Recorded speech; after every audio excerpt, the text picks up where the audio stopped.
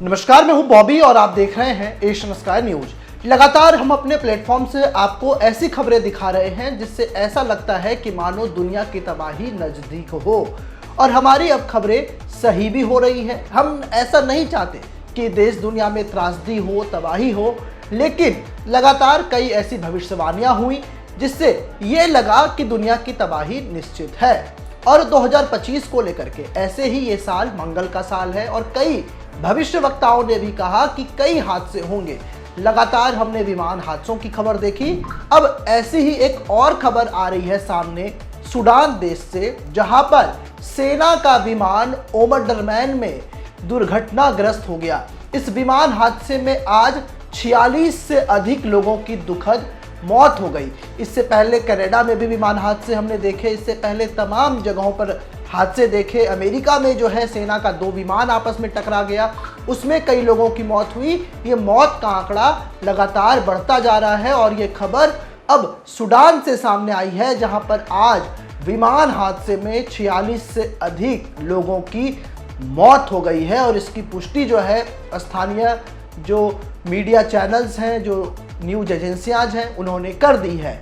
सेना और स्वास्थ्य अधिकारियों ने आज इस घटना के बारे में जानकारी साझा की। एक रिपोर्ट के मुताबिक सेना की ओर से दिए गए बयान में यह कहा गया कि हादसे में कई सैन्यकर्मी जो है मारे गए हैं, उनकी मौत हो गई है। इसके अलावा इस विमान में के हादसे से कई नागरिक भी मारे गए हैं। इस हादसे के पीछे की मुख्य वजह को लेकर के अभी फिलहाल जानकारी नहीं आई है। अभी अटकलें लगाई जा रही हैं कि आखिर इतना बड़ा हादसा कैसे हो गया। वहीं आपको बता दें कि सूडान आर्मी के रिपोर्ट के मुताबिक सेना का एंटोनोव विमान, जो कि एंटोनोव नाम दिया गया है इस विमान को, वो मंगलवार को वाड़ी सैयदना एयरबेस से उड़ान भरते समय दुर्घटनाग्रस्त हो गया था। यानी कि आप सोच लीजिए कि जब वो विमान अपने एयरबेस को छोड़ रहा था, उसी वक्त ही वो विमान दुर्घटनाग्रस्त हो गया और सेना के कई बड़े अधिकारी इसमें मौजूद थे। हालांकि पहले सूडान के स्वास्थ्य मंत्रालय की ओर से यह बताया गया था कि हादसे में मारे गए लोगों के शवों को ओमडुरमैन के नाउ अस्पताल भेजा गया है। इसके साथ ही 5 नागरिक इस पूरी की घटना में घायल भी हुए हैं, जिनका इलाज सूडान के अस्पताल में चल रहा है। अल जजीरा की अगर रिपोर्ट की बात करें तो उसके मुताबिक एंटोनोव विमान मंगलवार देर रात उत्तरी ओमडुरमैन में वादी सेडना सैन्य हवाई अड्डा है, वहां पर एक उससे उड़ान भरते समय ये प्लेन जो है दुर्घटनाग्रस्त हो गया था। प्लेन में कुछ खराबी आ गई थी, जो ग्रेटर खार्तूम का हिस्सा है। खार्तूम मीडिया ऑफिस ने एक बयान उन्होंने जारी किया है, सूडान की मीडिया एजेंसी है खार्तूम। उन्होंने बुधवार को बताया कि दुर्घटना में 10 से अन्य लोग भी घायल हैं। पहले ये आंकड़ा हमने आपको 5 बताया, लेकिन जो रिपोर्ट्स हमारे सामने आ रही है उसमें ये कि 10 लोग इसमें घायल हैं। स्वास्थ्य मंत्रालय ने शुरुआती दौर में मृतकों की संख्या 19 ही बताई थी, जिसमें बताया गया था कि विमान ओमडुरमैन के करारी जिले में एक घर के ऊपर गिर गया। खार्तूम में वरिष्ठ कमांडर मेजर जनरल बहर अहमद कथित तौर पर मृतकों में शामिल हैं। यानी कि बड़े बड़े सेना के अधिकारी जो थे वो इस घटना में उनकी दुखद मृत्यु हुई है। उत्तरी ओमडुरमैन के निवासियों का कहना है कि दुर्घटना के कारण एक जोरदार विस्फोट वहां पर हुआ। जो तस्वीरें हम आपको दिखा रहे हैं कि किस तरीके से वहां पर विस्फोट होने के बाद एक आग का गुब्बारा फैल गया और दुर्घटना के कारण कई घर जो हैं इसमें क्षतिग्रस्त भी हो गए। आसपास के इलाकों में जो बिजली आपूर्ति है वो बाधित हो गई। इतना खतरनाक ये हादसा था।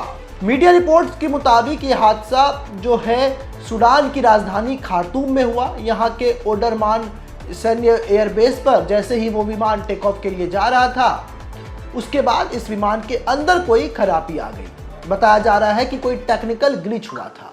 इस विमान में 4 चालक दस्ते के लोग थे और सेना एक मिशन पर था। ये जो विमान था वो आम नागरिकों को लेकर के नहीं जा रहा था, ये एक सैन्य विमान था और अपने मिशन की ओर जा रहा था। और इसके दुर्घटनाग्रस्त होने के बाद आसपास के घरों में आग लग गई, वहां पर काफी बड़ा विस्फोट हुआ।